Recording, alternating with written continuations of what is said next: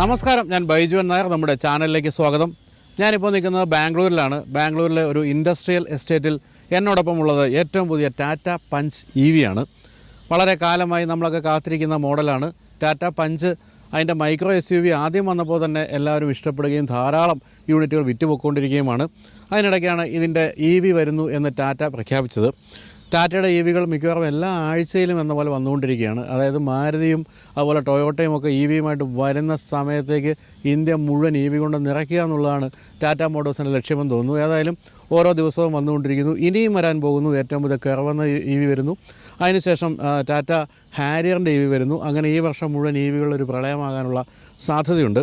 അപ്പോൾ എന്താണ് ഈ ഒരു വാഹനത്തിൻ്റെ പ്രത്യേകത എന്ന് ചോദിച്ചാൽ, സാധാരണക്കാർക്ക് കയ്യെത്തി പിടിക്കാവുന്ന ഒരു EV എന്നുള്ള നിലയ്ക്കാണ് വന്നിരിക്കുന്നത്. ഏതാണ്ട് 17 ലക്ഷം രൂപയോളം ഇതിൻ്റെ ടോപ്പ് എൻഡ് മോഡലിന് ഓൺ റോഡ് വില വരും. എങ്കിൽ പോലും 11 ലക്ഷം രൂപയിലാണ് വില ആരംഭിക്കുന്നത്. ഈ വാഹനം പ്രധാനമായിട്ടും കോമ്പറ്റ് ചെയ്യാൻ പോകുന്നത്, അല്ലെങ്കിൽ ഇപ്പോൾ കോമ്പറ്റ് ചെയ്യാനുള്ളത് ആകെ ഒരു മോഡലാണെന്ന് പറയാം. അത് സിട്രോണിൻ്റെ E-C3 ആണ്. ആ വാഹനവുമായിട്ട് കോമ്പറ്റ് ചെയ്യാവുന്ന വലിപ്പവും ആ വാഹനമായിട്ട് കോമ്പറ്റ് ചെയ്യാവുന്ന വിലയും ആ വാഹനമായിട്ട് കോമ്പറ്റ് ചെയ്യാവുന്ന റേഞ്ചുമൊക്കെയാണ് ഏകദേശം നമുക്ക് പഞ്ചിൻ്റെ കാര്യത്തിലും പറയാവുന്നത്.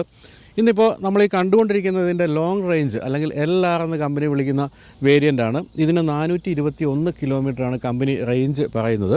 പക്ഷേ അതിൻ്റെ താഴെ ഒരു എൻട്രി ലെവൽ മോഡലുണ്ട്. അതിന് 315 കിലോമീറ്ററാണ് റേഞ്ച് പറയുന്നത്. ഇന്നിപ്പോൾ രാവിലെ നമ്മളിത് ഏതാണ്ട് 99% ചാർജിൽ നമുക്ക് ഈ വാഹനം എടുത്ത് കയ്യിലേക്ക് തരുമ്പോൾ ഇതിൽ കാണിച്ചത് 358 കിലോമീറ്ററാണ് റേഞ്ച്. അതായത് എന്തായാലും ഒരു 300 കിലോമീറ്റർ മുകളിൽ റേഞ്ച് കിട്ടാനുള്ള സാധ്യതയുണ്ട്. കമ്പനി പറയുന്നത് 421 കിലോമീറ്റർ ആണെങ്കിൽ പോലും. എന്തായാലും അങ്ങനെ മഞ്ഞൊക്കെ മൂടി നിൽക്കുന്ന മനോഹരമായ കർണാടകത്തിൻ്റെ ഒരല്പം ഉൾപ്രദേശത്താണ് ഞാനിപ്പോൾ നിൽക്കുന്നത്. ഇവിടെ ഞാൻ ആദ്യമായിട്ട് വന്നതും ഒരു ഇലക്ട്രിക് വാഹനം ഓടിക്കാനാണെന്നുള്ളതാണ് രസകരമായ കാര്യം. അതായത് ഈ ഒരു ഇൻഡസ്ട്രിയൽ എസ്റ്റേറ്റ് വെച്ചാണ് ഞാൻ വേണമെങ്കിൽ ഇന്ത്യയുടെ ടെസ്ല എന്നൊക്കെ വിളിക്കുന്ന പ്രവേഗ് എന്നുള്ള വാഹനം ടെസ്റ്റ് ഡ്രൈവ് ചെയ്തത്. അതിനുശേഷം ടാറ്റ സഫാരി വന്നപ്പോൾ ഇവിടെ തന്നെ കൊണ്ടുവന്നാണ് നമ്മൾ ടെസ്റ്റ് ഡ്രൈവ് ചെയ്തത്. വീണ്ടും എത്തിയിരിക്കുകയാണ് ഇപ്പോൾ ടാറ്റ പഞ്ച് EVയുമായിട്ട്. അപ്പോൾ എല്ലാവർക്കും ഒരിക്കൽ കൂടി ടാറ്റ പഞ്ച് EVയുടെ ടെസ്റ്റ് ഡ്രൈവിലേക്ക് സ്വാഗതം.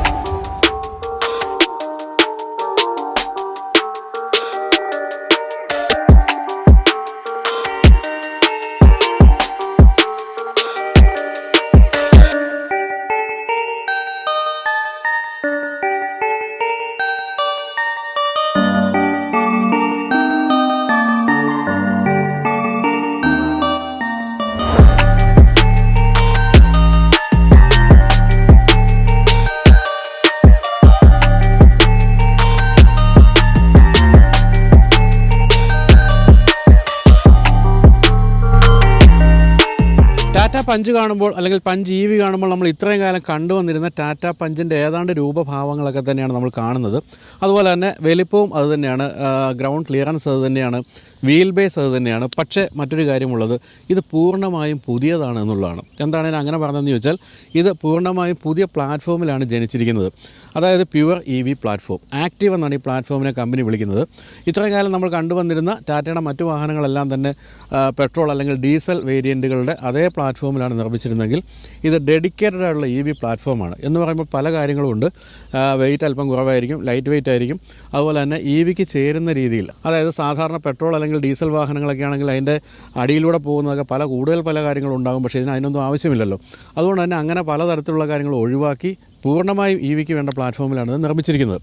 അതുകൊണ്ട് തന്നെ ഓടിക്കുമ്പോൾ കൃത്യമായും ഒരു EV ഓടിക്കുന്നൊരു ഫീല് നമുക്ക് കിട്ടുന്നുമുണ്ട്.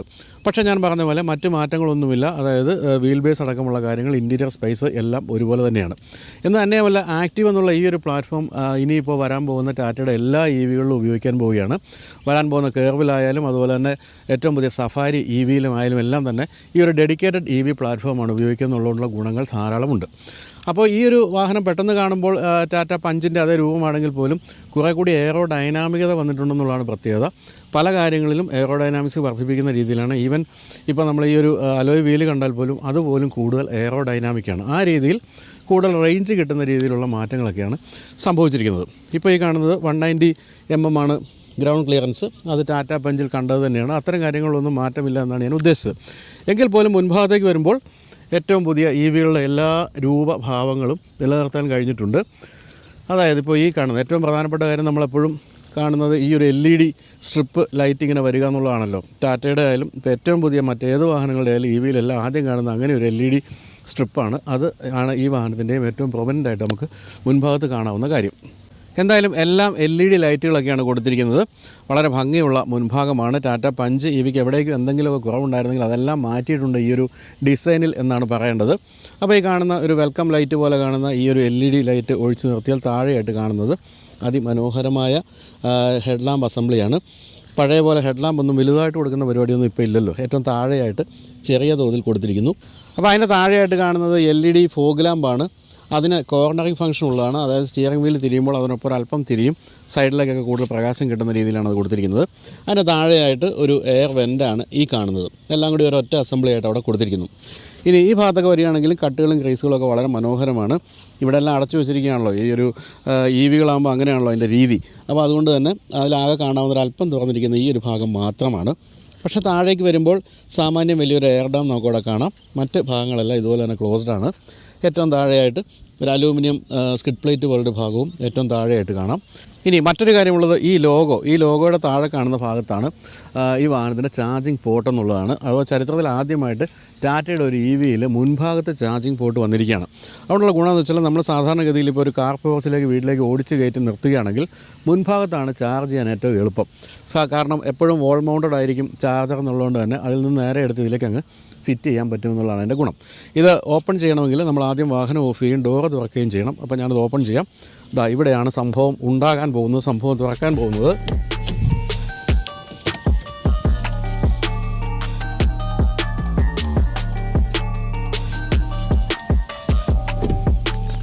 വളരെ എളുപ്പത്തിൽ സംഭവം അങ്ങനെ ഓപ്പണായി. അപ്പോൾ ഇതാണ് ചാർജിങ് പോർട്ട്. ഇവിടെയാണ് നമ്മളത് വാഹനം ചാർജ് ചെയ്യാൻ ഉപയോഗിക്കേണ്ടത്. എന്തായാലും വളരെ രസകരമായ കാര്യമാണ്. പലപ്പോഴും ഇപ്പോൾ വിദേശത്തൊക്കെ കാണുന്ന പല വാഹനങ്ങളിലും അങ്ങനെയാണെങ്കിലും ഇന്ത്യയിൽ ടാറ്റ ആദ്യമായാണ് അത് കൊണ്ടിരുന്നത്. അതിനുശേഷം അത് അടയ്ക്കാനും വളരെ എളുപ്പമാണ്. ഭംഗിയായിട്ട് ചേർന്ന് അങ്ങ് ഇരുന്നുകൊള്ളും. മറ്റൊരു കാര്യമുള്ളത്, ഈ വാഹനത്തിന് ഫ്രങ്ക് എന്ന് പറയുന്ന സംഭവം കൂടെ. അതായത് സാധാരണ ട്രങ്ക് എന്നാണല്ലോ വിളിക്കുന്നത്, പിൻഭാഗത്താണല്ലോ നമ്മുടെ ലഗേജ് സ്പേസ്. പക്ഷേ മുൻഭാഗത്തും ഈ ബോണറ്റിനുള്ളിൽ ഒരല്പം സ്പേസ് നമുക്കുണ്ട്, സാധനങ്ങൾ സൂക്ഷിക്കാം. അതും ഓപ്പൺ ചെയ്ത് കാണിക്കാം. അതും ടാറ്റയുടെ വാഹനങ്ങളിൽ ഒരു പുതുമയായിട്ട് പറയാവുന്ന കാര്യമാണ്. ഇതാണ് EV മോട്ടറും മറ്റും ഇരിക്കുന്ന സ്ഥലം. ഇവിടെ നമുക്ക് ഈ ഒരു ഭാഗം ഓപ്പൺ ചെയ്യുകയാണെങ്കിൽ ഇവിടെ ഒരു ചെറിയ സ്പേസ്. ഇതാണ് ഫ്രങ്ക് എന്ന് വിളിക്കുന്നത്. ഫ്രണ്ടിലെ ട്രങ്ക്, അതാണ് ഫ്രങ്ക് എന്ന് വിളിക്കുന്നത്. 14 ലിറ്റർ കുഞ്ഞ് സ്ഥലമാണെങ്കിൽ പോലും ഇതിനകത്ത് ഏറ്റവും പ്രധാനമായിട്ട് നമുക്ക് സൂക്ഷിക്കാവുന്നത് ഇതിൻ്റെ ചാർജിങ്ങിൻ്റെ എക്യുപ്മെൻറ്റ്സൊക്കെയാണ്. കാരണം 5 കിലോയാണ് മാക്സിമം വെയിറ്റ് ഇതിന് പറ്റുന്നതെന്ന് എഴുതിയിട്ടുണ്ട്. അതുകൊണ്ട് തന്നെ അത് കൂടുതൽ വലിയ കാര്യങ്ങളൊന്നും സൂക്ഷിക്കാൻ പറ്റില്ല. പിന്നെ ഭാര്യ കാണാതെയൊക്കെ എന്തെങ്കിലും ഒളിപ്പിച്ച് വെക്കണമെങ്കിൽ വെക്കാൻ നല്ലത്. കൂടുതൽ വെയിറ്റുള്ള കാര്യങ്ങളൊന്നും ഇതിൽ വെക്കാൻ പറ്റില്ല. എന്തായാലും അതൊരു നല്ല കാര്യമാണ്. പിൻഭാഗത്തെ 366 ലിറ്റർ ബൂട്ട് സ്പേസ് കൂടാതെ ഒരു 14 ലിറ്റർ അതും മുൻഭാഗത്ത് കാണാം. എന്തായാലും വളരെ നീറ്റാണ്. നമുക്കിപ്പോൾ ഈ ബോണറ്റിൻ്റെ ഉള്ളിലൊക്കെ കാണുകയാണെങ്കിൽ വളരെ നീറ്റാണ്. എല്ലാം ഭംഗിയായിട്ട് ഒതുക്കിയിരിക്കുന്നു.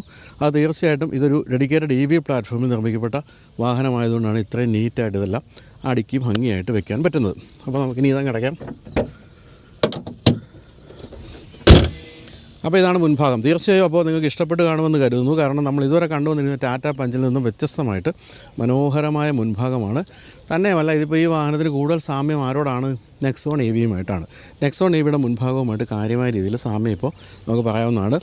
അതുതന്നെയാണ് ഇതിൻ്റെ കുഴപ്പം സംഭവിക്കാൻ പോകുന്നതെന്ന് ഞാനിപ്പോൾ ഇന്ന് രാവിലെ ആലോചിക്കായിരുന്നു. അതായത് ആദ്യകാലത്ത് ടാറ്റ ഇൻഡിക്ക വന്നു. ഇൻഡിക്കയുടെ മുൻഭാഗം സ്മൈലിംഗ് ഫേസ് എന്ന് പറഞ്ഞാൽ നമുക്കെല്ലാം ഇഷ്ടപ്പെട്ടു. അതിനുശേഷം വന്ന എല്ലാ വാഹനങ്ങളും, ടാറ്റയുടെ എല്ലാ വാഹനങ്ങളും സ്മൈലിംഗ് ഫേസും ഇൻഡിക്കയുടെ പഴയ രൂപവുമായിട്ടാണ് വന്നത്. അപ്പോൾ ഇതെല്ലാവർക്കും ഇഷ്ടപ്പെട്ടു. ഈ പുതിയ EVയുടെ രൂപം എന്ന് കണ്ടെത്തിയത് കൊണ്ട് തന്നെ ഇനി വരാൻ പോകുന്ന ടാറ്റയുടെ മോഡലുകളെല്ലാം മുൻഭാഗം ഏതാണ്ട് ഇതുപോലെ ആയി തീരാനുള്ള സാധ്യതയുണ്ട്. സ്കോഡയ്ക്കും ടാറ്റയ്ക്കുമാണ് ഇങ്ങനെ ഒരു പ്രധാനപ്പെട്ട പ്രശ്നമുള്ളത്. സ്കോഡയുടെ ഏത് വാഹനം നോക്കിയാലും മുൻഭാഗം ഒരുപോലെ ആയിരിക്കും. ഏറ്റവും വില കൂടിയ വാഹനമായാലും ഏറ്റവും ചെറുതായാലും ഒക്കെ തന്നെ മുൻഭാഗം ഒരുപോലെ ഇരിക്കും. ടാറ്റയ്ക്കും ആ ഒരു പ്രശ്നം സംഭവിക്കാൻ പോവുകയാണ് എന്ന് ബൈജുവിൻ നായർ പ്രവചിച്ചുകൊണ്ട് സൈഡിലേക്ക് പോകും. അപ്പോൾ ഇനി സൈഡ് പ്രൊഫൈലിൽ 16 ഇഞ്ച് ടയേഴ്സാണ് കാണുന്നത്.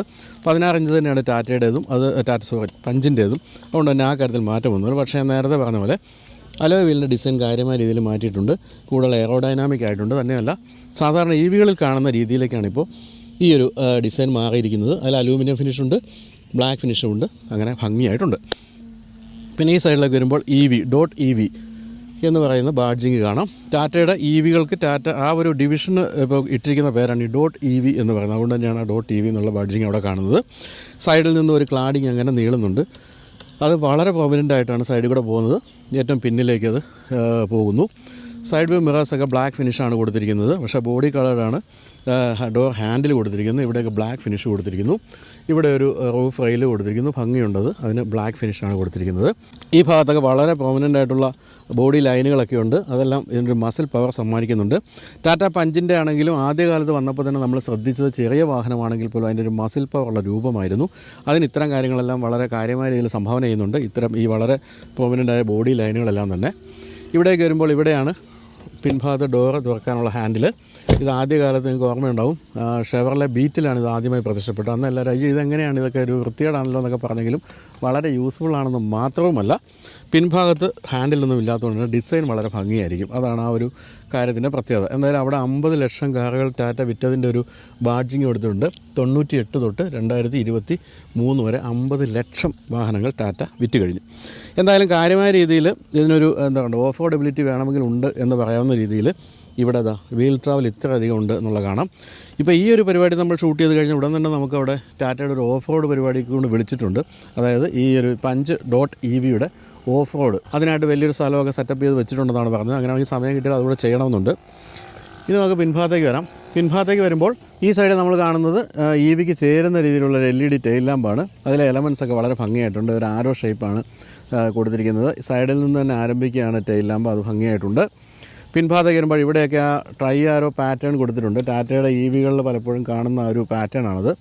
അതുപോലെ ഷാർക്ക് ഫിൻ ആൻ്റനയുണ്ട്, അതുപോലെ ഇൻ്റഗ്രേറ്റഡ് സ്പോയിലറുണ്ട്, ഒരു സ്റ്റോപ്പ് ലാമ്പുണ്ട്, ഡീഫോഗറുണ്ട്, അതുപോലെ തന്നെ പിന്നിൽ വൈപ്പറും കൊടുത്തിട്ടുണ്ട്. ഇവിടുത്തെ ഈ ഒരു ഇലുമിനേറ്റഡ് എന്ന് തോന്നിക്കുന്ന രീതിയിലുള്ള ലോഗോ ഒക്കെയാണ് കൊടുത്തിരിക്കുന്നത്. അതൊക്കെ ഭംഗിയായിട്ടുണ്ട്. പഞ്ച് .EV എന്നുള്ള ബാഡ്ജിങ് ഇവിടെയുണ്ട്. ഇനി നമുക്ക് ബൂട്ട് സ്പേസ് നോക്കാം. തരക്കേടില്ലാത്ത ബൂട്ട് സ്പേസ് എന്നാണ് പറയേണ്ടത്. 366 ലിറ്റർ ബൂട്ട് സ്പേസ് ഉണ്ട്. പക്ഷേ പ്രധാനപ്പെട്ട ഒരു കാര്യം എന്താണെന്ന് ചോദിച്ചാൽ ഇതിൽ സ്പെയർ ടയർ കൊടുത്തിട്ടില്ല എന്നുള്ള കാര്യമാണ്. സ്പെയർ ടയറിൻ്റെ ഭാഗത്ത് നമുക്ക് ആകെ കാണാവുന്നത് ചാർജർ കൊടുത്തിട്ടുണ്ട്. ഇതാണ് ഞാൻ പറഞ്ഞത്. ഇതെടുത്ത് മുൻഭാഗത്ത് ആ ഒരു 5 കിലോ വയ്ക്കാവുന്ന സ്ഥലത്ത് വയ്ക്കുകയാണെങ്കിൽ എളുപ്പമുണ്ട് കാര്യങ്ങൾ. പിന്നെ കൊടുത്തിരിക്കുന്നത് ഒരു പഞ്ചർ റിപ്പയർ കിറ്റാണ്, അല്ലാതെ സ്പെയർ ടയർ കൊടുത്തിട്ടില്ല. അതുകൊണ്ട് തന്നെ ഈ ഒരു ഭാഗത്ത് കാര്യമായ രീതിയിൽ മറ്റൊന്നും കാണാനുമില്ല. ഉള്ള ഭാഗം നമുക്ക് നന്നായിട്ട് യൂസ് ചെയ്യാവുന്ന രീതിയിലാണ് കൊടുത്തിരിക്കുന്നതെന്നാണ് പറയേണ്ടത്. 60/40 സീറ്റ് സ്പ്ലിറ്റോ അങ്ങനത്തെ പരിപാടികളൊന്നുമില്ല. അതുകൊണ്ട് തന്നെ ഇത്രയും സാധനങ്ങൾ തന്നെയാണ് നമുക്കിവിടെ സൂക്ഷിക്കാവുന്നത്. പിന്നെ ഏറ്റവും താഴെയായിട്ട് കാണുമ്പോൾ ഭംഗിയുള്ള അലൂമിനിയം ബമ്പറാണ് കാണുന്നത്. അതൊരു സ്കിഡ് പ്ലേറ്റിൻ്റെ ഗുണവും ചെയ്യുന്നുണ്ട്. പിന്നെന്താണ്, ഇതൊക്കെ തന്നെയാണ് പറയാവുന്നത്. പിൻഭാഗം ഏതായാലും ഒട്ടും പിഴയ്ക്കാത്ത രീതിയിൽ ഡിസൈൻ ചെയ്തിട്ടുണ്ടെന്നാണ് പറയേണ്ടത്. ഒരു പൂർണ്ണമായ ഒരു EVയുടെ രൂപം തന്നെയാണ് നമുക്ക് കൃത്യമായിട്ടും ഏതൊരു ഭാഗത്തും കാണാനുള്ളത്. അപ്പോൾ ടാറ്റ പഞ്ചിൻ്റെ ഞാൻ നേരത്തെ പറഞ്ഞ ഡിസൈൻ കുറവുകൾ എന്തെങ്കിലുമൊക്കെ ഉണ്ടായിരുന്നെങ്കിൽ അതെല്ലാം പരിഹരിക്കപ്പെട്ടിരിക്കുകയാണ്. ഇപ്പോൾ ഏറ്റവും പുതിയ പഞ്ച് EV വന്നപ്പോൾ മുൻഭാഗത്ത് ഇത്തരം മാറ്റങ്ങളൊക്കെ വന്നതോടുകൂടി ഇതിനെ വിളിക്കാവുന്നത് ഒരു ചെറിയ നെക്സോൺ എന്ന് തന്നെയാണ്. നെക്സോണിൻ്റെ രൂപത്തിലേക്കാണ് മുൻഭാഗത്തെ ഈ ഒരു സ്ട്രിപ്പ് ഉൾപ്പെടെയുള്ള കാര്യങ്ങളെല്ലാം മാറിയിരിക്കുന്നത്. തീർച്ചയായിട്ടും മോശം കാര്യമല്ല. കാരണം ടാറ്റ നെക്സോൺ EV വന്നപ്പോൾ എല്ലാവരും വാവ് എന്ന് പറഞ്ഞ ഡിസൈൻ രൂപമായിരുന്നു അതിനുണ്ടായിരുന്നത്. ഏതാണ്ട് ആ രൂപത്തിലേക്ക് മാറിയിരിക്കുന്ന ടാറ്റ പഞ്ച് EV ആണ് നമ്മളിപ്പോൾ കണ്ടുകൊണ്ടിരിക്കുന്നത്.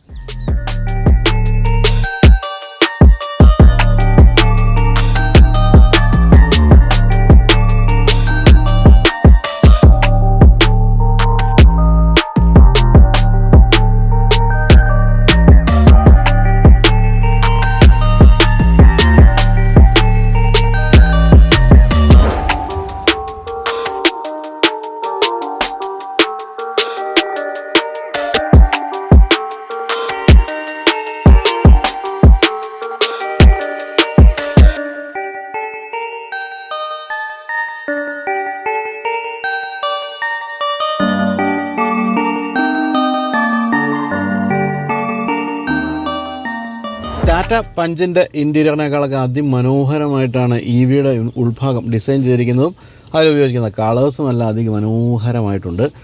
വൈറ്റും അതുപോലെ തന്നെ ബ്ലാക്കും ഫിനിഷാണ് പൂർണ്ണമായിട്ടും കൊടുത്തിരിക്കുന്നത്.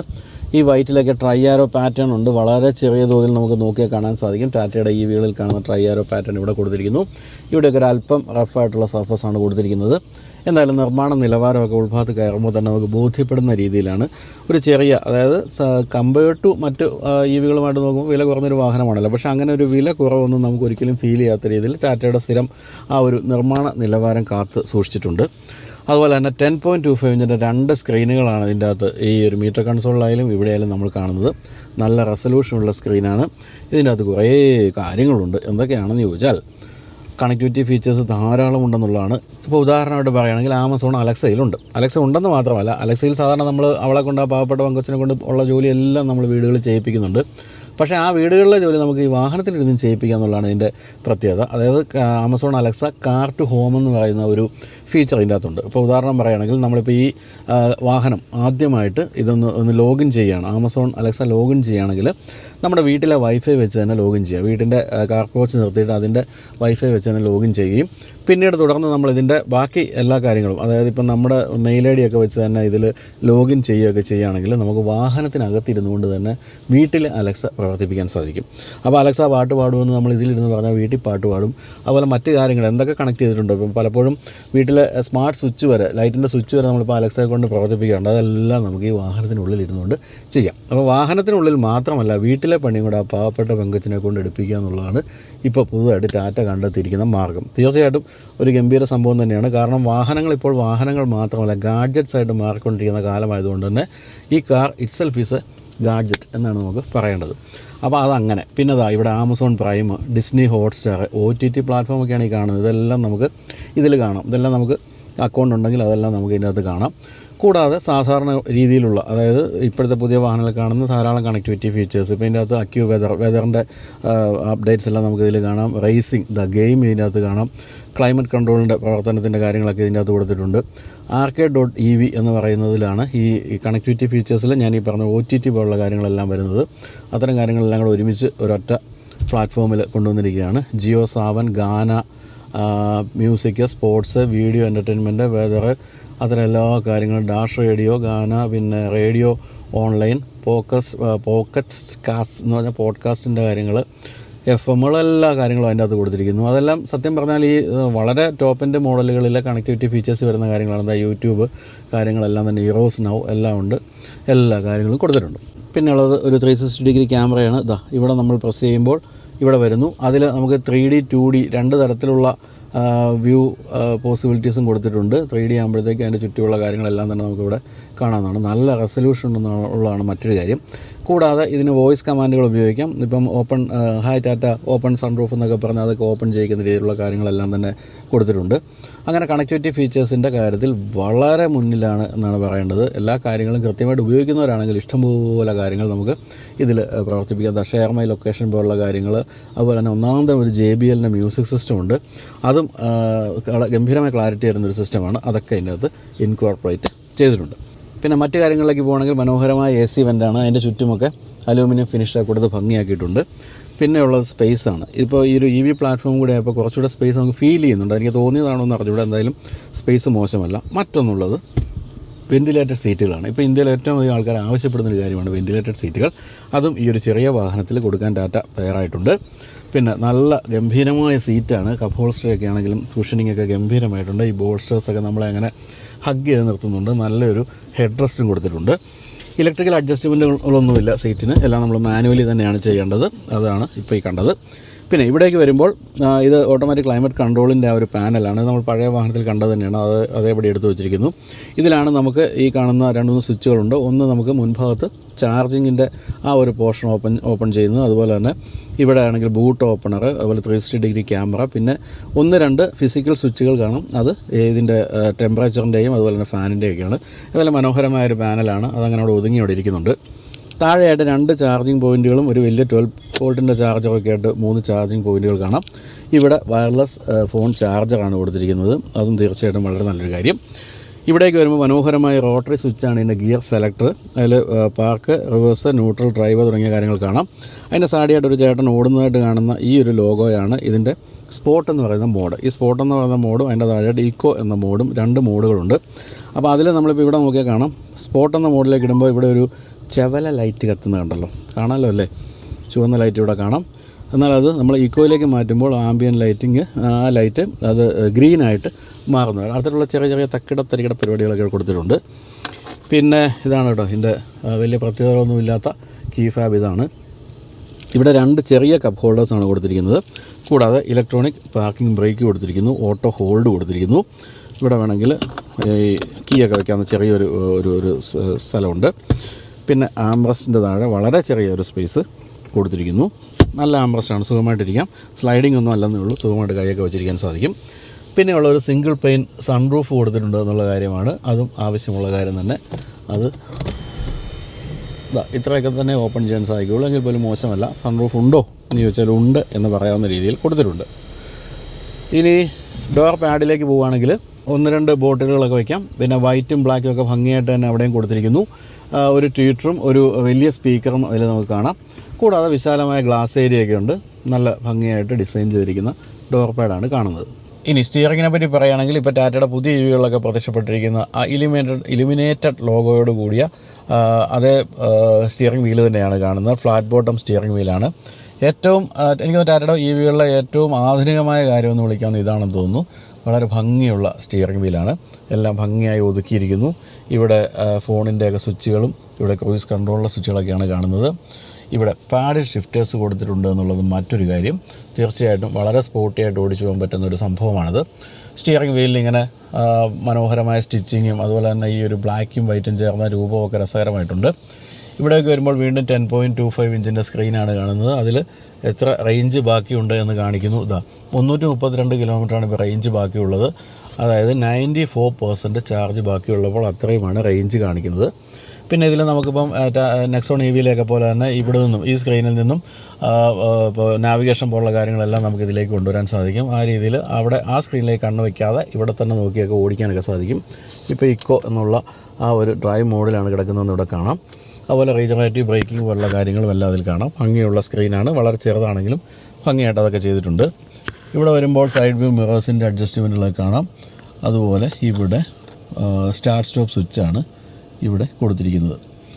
അപ്പോൾ അങ്ങനെയൊക്കെയാണ് കാര്യങ്ങൾ. എല്ലാം ഭംഗിയായി ചെയ്തിരിക്കുന്നു.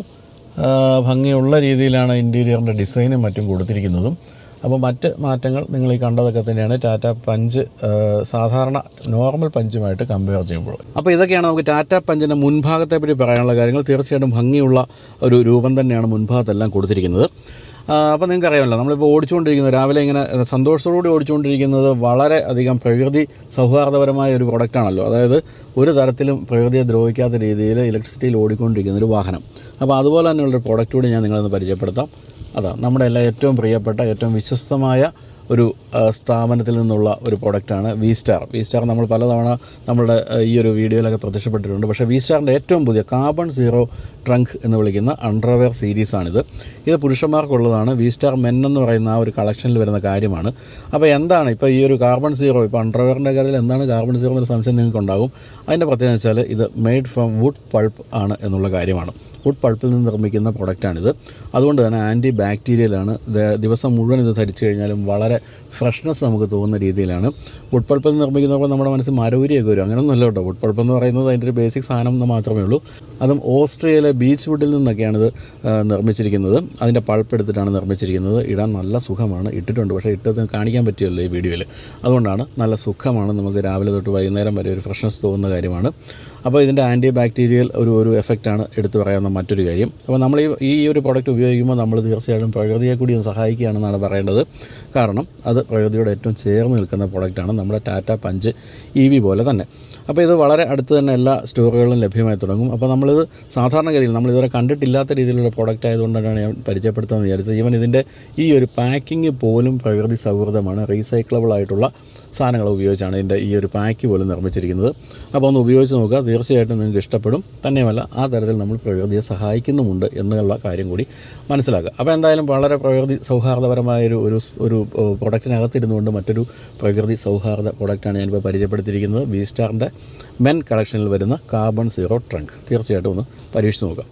അപ്പോൾ ഇത്രയൊക്കെയാണ് നമുക്ക് ഇതിനെപ്പറ്റി പറയാനുള്ളത്. ഇനി നമുക്കൊന്ന് പിൻഭാഗത്തിരുന്നുകൊണ്ട് എങ്ങനെയുണ്ട്, പിൻഭാഗത്ത് എന്തൊക്കെ സൗകര്യങ്ങളാണ്, എന്തെങ്കിലും അഡീഷണൽ ആയിട്ടൊക്കെ കിട്ടിയിട്ടുണ്ടോ തുടങ്ങിയ കാര്യങ്ങളൊക്കെ നോക്കണമല്ലോ. നോക്കാം. വളരെ വിശാലമായ രീതിയിൽ നമുക്ക് ഓപ്പൺ ചെയ്യാം ഡോർ എന്നുള്ളതാണ് പിൻഭാഗത്തേക്ക് ഇറങ്ങുമ്പോഴുള്ള പ്രത്യേകത. സാധാരണഗതിയിൽ ഇത്തരം ചെറിയ വാഹനങ്ങളെ പിൻഭാഗത്ത് കുറച്ച് ക്രാംഡ് ആയിരിക്കും ഡോർ തുറക്കുമ്പോൾ, പക്ഷേ ഇത് വിശാലമായിട്ട് തുറക്കാം. അങ്ങനെ വിശാലമായിട്ട് ഉൾഭാഗത്തേക്ക് കയറുകയും ചെയ്യാം. അങ്ങനെ കയറി ഇരുന്ന് കഴിയുമ്പോൾ എന്താണ് അഡീഷണലായിട്ട് നമുക്കിപ്പോൾ ടാറ്റ പഞ്ചിൻ്റെ ഒരു നോർമൽ പഞ്ചിൽ കാണുന്നതിൻ്റെ അപ്പുറത്തേക്ക് കാര്യമായിട്ടൊന്നും പറയാനില്ല. ഇതിപ്പോൾ ഈ ഒരു സീറ്റ് നമ്മൾ വളരെ മുന്നിലേക്ക് നീക്കിയിട്ടിരിക്കുന്നു. ധാരാളം ലെഗ് സ്പേസ് ഉണ്ട്. ഇത് ഏറ്റവും പിന്നിലേക്ക് നീക്കിയിട്ടിരിക്കുന്നു. അപ്പോഴുള്ളത് ഇത്രയും ലെഗ് സ്പേസ് ആണ്. എന്നാലും പിൻഭാഗത്തും വളരെ കംഫർട്ടബിളായ രീതിയിലാണ് കുഷനിങ്ങും മറ്റും കൊടുത്തിരിക്കുന്നത്. ഇതിൽ നമുക്ക് വേണമെങ്കിൽ ഈ കാണുമ്പോൾ തോന്നാം ഇത് വെൻറ്റിലേറ്റർ ആണെന്ന്, അങ്ങനെയൊന്നുമല്ല. പക്ഷേ മുൻഭാഗത്തെ സീറ്റിൻ്റെ അതേ രീതിയിലൂടെ കൊടുത്തിരിക്കുന്നതേ ഉള്ളൂ. എന്തായാലും എനിക്ക് ഏറ്റവും ഇഷ്ടപ്പെട്ടത് ഇതിൻ്റെ തൈ സപ്പോർട്ടാണ്. നല്ല തൈ സപ്പോർട്ടുണ്ട്. സുഖമായിട്ട് ദീർഘ യാത്രകളിലൊക്കെ സുഖമായിട്ടിരിക്കാം. പിന്നെ വളരെ ഫ്ലാറ്റാണ് ഫ്ലോർ എന്നുള്ളതുകൊണ്ട് തന്നെ 3 പേർക്ക് സുഖമായി ഇരിക്കാൻ സാധിക്കും. അങ്ങനെ ഒട്ടും ക്രാംഡ് ആവുകയില്ല. തന്നെയല്ല ഷോൾഡർ സ്പേസ് ആണെങ്കിലും തരക്കേടില്ലാത്ത രീതിയിലുള്ളത് കൊണ്ട് 3 പേർക്ക് ഇരിക്കാൻ സാധിക്കും.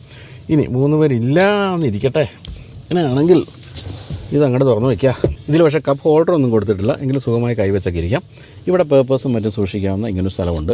പിൻഭാഗത്തേക്ക് AC വെൻ്റൊന്നും കൊടുത്തിട്ടില്ല, പക്ഷേ തരക്കേടില്ലാത്ത AC ആണ്. അത് പിൻഭാഗത്തേക്ക് വളരെ പെട്ടെന്ന് തന്നെ തണുപ്പെത്തിക്കും. പിന്നെ സിംഗിൾ പെയിൻ സൺറൂഫ് ആയതുകൊണ്ട് പിൻഭാഗത്തേക്ക് സൺറൂഫിൻ്റെ പ്രയോജനമൊന്നും എത്തുന്നില്ല എന്നുള്ള മറ്റൊരു കാര്യം. എന്തായാലും 3 പേരെ ഇരിക്കാൻ കമ്പനി ഉദ്ദേശിച്ചിട്ടില്ല എന്നുള്ള മറ്റൊരു കാര്യം. അതുകൊണ്ടാണ് ഇവിടെ മൂന്നാമതൊരാൾ നടുവിലിരിക്കുന്ന ആൾക്ക് ഹെഡ് റെസ്റ്റ് കൊടുത്തിട്ടില്ല. പക്ഷേ ഇതൊക്കെ നമുക്ക് ഉയർത്തി വയ്ക്കാവുന്ന രീതിയിലുള്ള ഹെഡ് റെസ്റ്റൊക്കെയാണ് കൊടുത്തിരിക്കുന്നത്. ഡോർ പാഡിൽ ഒരു ബോട്ടിലൊക്കെ വെക്കാവുന്ന സ്പേസാണുള്ളത്. തരക്കേടില്ലാത്ത രീതിയിലുള്ള ഹാൻഡ് റെസ്റ്റും കൊടുത്തിട്ടുണ്ട്. അപ്പോൾ ഇത്രയൊക്കെയാണ് പറയാനുള്ളത്. താഴ്ന്ന വിൻഡോ ലൈനാണ്, അതുകൊണ്ട് തന്നെ ക്രാംഡായ ഫീലൊന്നുമില്ല. സുഖമായി ഒരു ചെറിയ ഫാമിലിക്ക് സഞ്ചരിക്കാവുന്ന കാര്യമാണ്. എന്നാലും പിൻഭാഗത്ത് ചാർജിങ് പോയിൻ്റ് ഒന്നും കൊടുത്തായിട്ട് ഞാൻ കാണുന്നില്ല, ഒരു സ്ഥലത്തും ഒന്നും കാണുന്നില്ല. ഇവിടെ ഈ സ്പേസിൽ ഉണ്ടാകുമെന്ന് വിചാരിച്ച് ഞാൻ കുത്തി കളച്ചൊക്കെ നോക്കിയിട്ട് അത് തുറന്ന് വരുന്നില്ല. അപ്പോൾ അതിനർത്ഥം ചാർജിങ് പോയിൻ്റ് പിൻഭാഗത്തില്ലെന്ന് തന്നെയാണ്. ഇവിടെ മൊബൈൽ ഫോണൊക്കെ സൂക്ഷിക്കാവുന്നൊരു സ്ഥലം പക്ഷേ കൊടുത്തിട്ടുമുണ്ട്. അപ്പോൾ ഇത്രയൊക്കെയാണ് പിൻഭാഗത്തും പറയാനുള്ളത്. വലിയ വ്യത്യാസങ്ങളൊന്നും പിൻഭാഗത്ത് നമുക്കിരുന്ന് പറയാനില്ല ടാറ്റ നോർമൽ പഞ്ചുമായിട്ട് കമ്പയർ ചെയ്യുമ്പോൾ.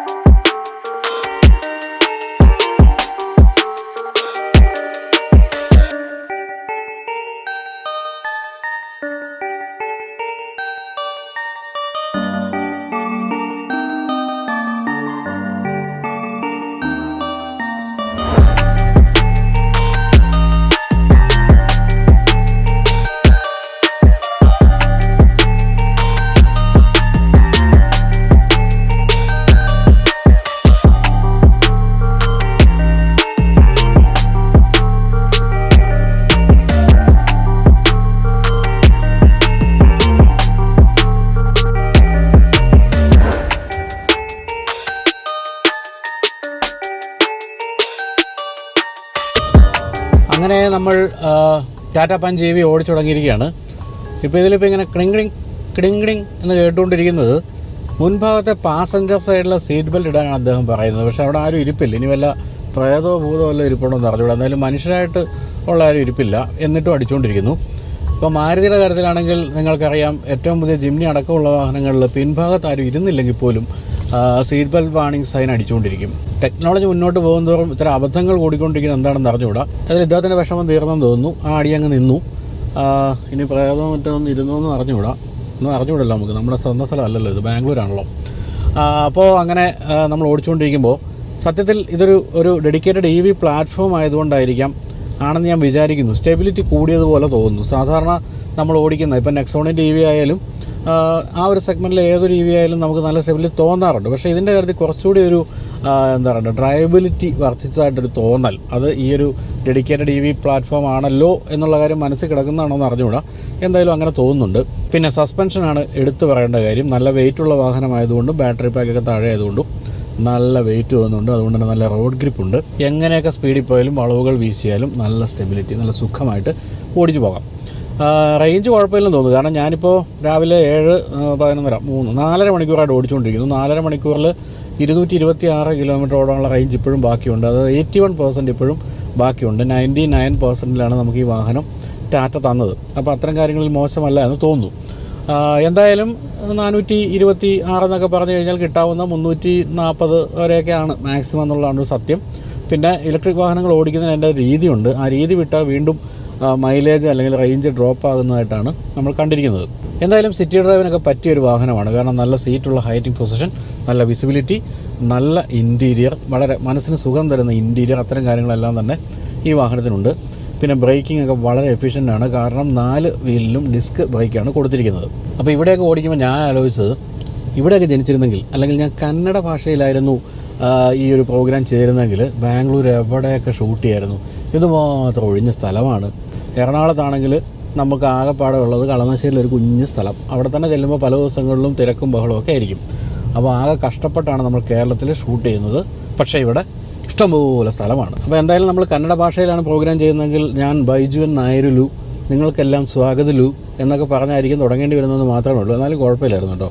അതുപോലെ സ്പേസ് അവിടെ കണ്ട് കൊതിയായിട്ട് വയ്യ. അപ്പോൾ ഇനി എന്താണ് ബാറ്ററി പാക്ക്, അതുപോലെ തന്നെ മോട്ടറിൻ്റെ പ്രത്യേകത എന്നൊക്കെ ചോദിക്കുകയാണെങ്കിൽ ഞാൻ പറഞ്ഞല്ലോ 2 വേരിയൻസ് ആണ് ഈ വാഹനത്തിനുള്ളത്. ഒന്ന് അതിന് കമ്പനി വിളിക്കുന്നത് ടാറ്റ പഞ്ച് .EV, അതാണ് ഏറ്റവും എന്താ പറയുക റേഞ്ച് കുറഞ്ഞ മോഡലിന് അല്ലെങ്കിൽ വേരിയൻറ്റിന് ഇവർ വിളിക്കുന്ന പേര്.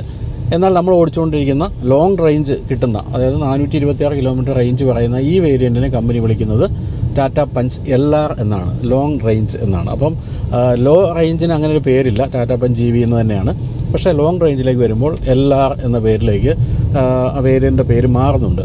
അപ്പോൾ 2 ബാറ്ററി ഓപ്ഷൻസ് ഉണ്ട്.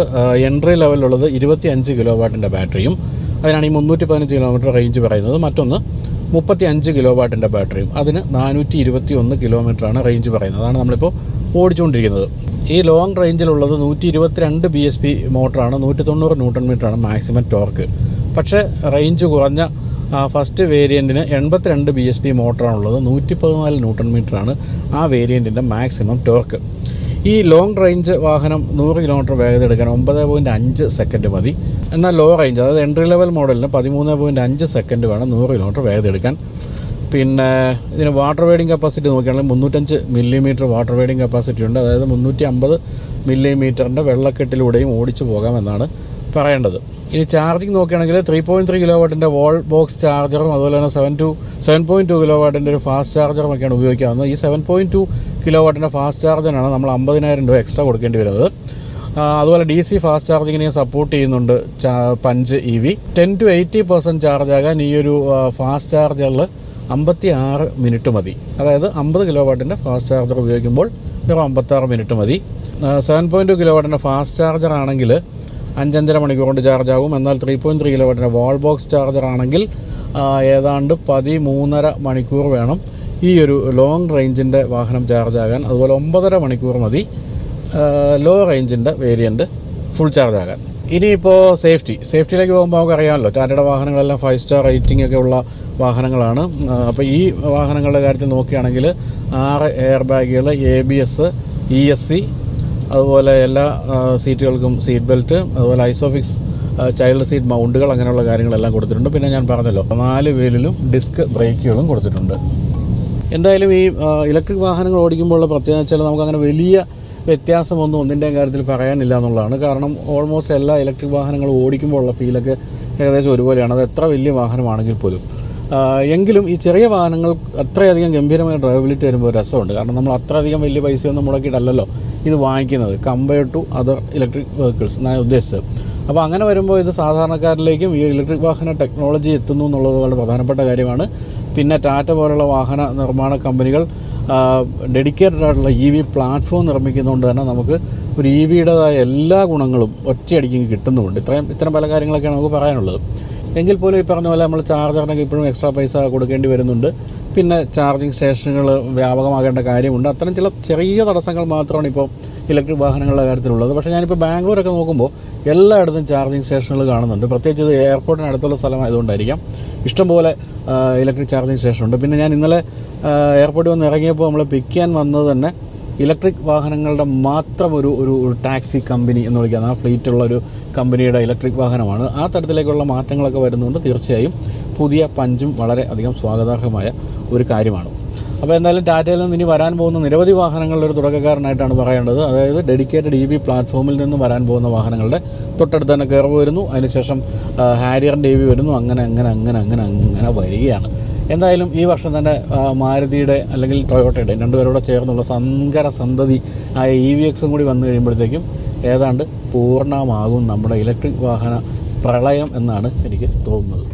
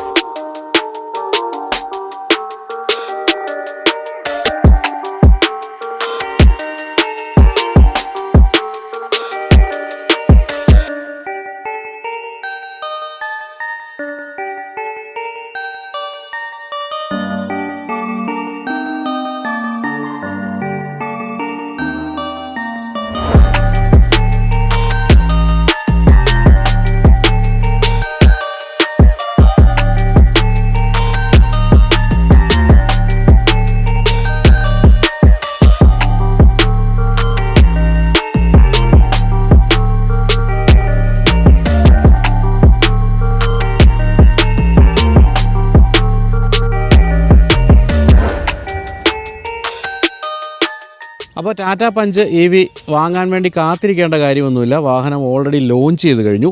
വില നോക്കുകയാണെങ്കിൽ ആദ്യത്തെ വേരിയൻറ്റ്, അതായത് 315 കിലോമീറ്റർ റേഞ്ചുള്ള വേരിയൻറ്റിന് ആ മോഡലിന് 4 വേരിയൻ്റാണുള്ളത്. അതിൻ്റെ വില സ്റ്റാർട്ട് ചെയ്യുന്ന 10.99 ലക്ഷം രൂപയാണ്. സ്മാർട്ട് എന്നാണ് ആ ഒരു വേരിയൻറ്റിൻ്റെ പേര്. അതിനുശേഷം സ്മാർട്ട് പ്ലസ് ഉണ്ട് 11.49 ലക്ഷം രൂപയ്ക്ക്. അഡ്വഞ്ചർ എന്നുള്ള വേരിയൻ്റ് ആകുമ്പോൾ 11.99 ലക്ഷം രൂപ. എംപവേർഡ് എന്ന ടോപ്പ് എൻഡ് മോഡലാകുമ്പോൾ 12.79. എംപവേർഡ് പ്ലസ് എന്ന് പറയുന്ന ഒരു ഓപ്ഷണൽ മോഡലുണ്ട്, അതിന് 13.29 ലക്ഷം രൂപ. അതായത് 315 കിലോമീറ്റർ റേഞ്ച് കിട്ടുന്ന ആദ്യത്തെ മോഡലിൻ്റെ വില 11 ലക്ഷം രൂപ ആരംഭിക്കുകയും 13,29 ലക്ഷം രൂപയിൽ അവസാനിക്കുകയും ചെയ്യുന്നു. 13,29,000 രൂപയിൽ അവസാനിക്കുകയും ചെയ്തു. ഇനി ലോങ് റേഞ്ച് എന്ന് പറയുന്നത് നമ്മളിപ്പോൾ ഇന്ന് ടെസ്റ്റ് ചെയ്ത് കഴിഞ്ഞാൽ ഈ മോഡലിന് 3 വേരിയൻസ് ആണുള്ളത്. അതിൻ്റെ അഡ്വഞ്ചർ 12.99 13 ലക്ഷം രൂപയിൽ ആരംഭിക്കുന്നു. അടുത്തത് എംപവേർഡ് 14 ലക്ഷം രൂപ. എംപവേർഡ് പ്ലസ് 14,49,000 രൂപ. അപ്പോൾ എന്താണ് ഇത്തരം ഈ വേരിയൻസ് ഒക്കെ നമ്മുടെ വ്യത്യാസം എന്താണെന്ന് ചോദിക്കുകയാണെങ്കിൽ, ഇപ്പോൾ ഈ ഏറ്റവും വില കുറഞ്ഞ അല്ലെങ്കിൽ 11 ലക്ഷം രൂപയുടെ വേരിയൻറ്റിൽ LED ലൈറ്റ് ആയിരിക്കില്ല. അതുപോലെ തന്നെ ഇൻറ്റീരിയറിലെ നമ്മൾ കാണുന്ന വലിയ സ്ക്രീനിന് പകരം ചെറിയ സ്ക്രീനായിരിക്കും. അത്തരം വ്യത്യാസങ്ങളൊക്കെയാണുള്ളത്. അതെന്തായാലും ആ ഒരു വേരിയൻറ്റ് നമുക്ക് കുറച്ച് ദിവസത്തിന് ശേഷം ഒന്നുകൂടി എടുത്തൊന്ന് ടെസ്റ്റ് ഡ്രൈവ് ചെയ്യാം, എങ്ങനെയുണ്ട് അത് വാല്യൂ ഫോർ മണി ആണോ എന്നുള്ള കാര്യം. എന്തായാലും ഇപ്പോഴത്തെ അവസ്ഥയിൽ ഈ ഒരു വാഹനം വാല്യൂ ഫോർ മണിയാണ്. കാരണം കണക്ടിവിറ്റി ഫീച്ചേഴ്സ് ആയാലും റേഞ്ച് ആയാലും ഒന്നും തന്നെ മോശമില്ല.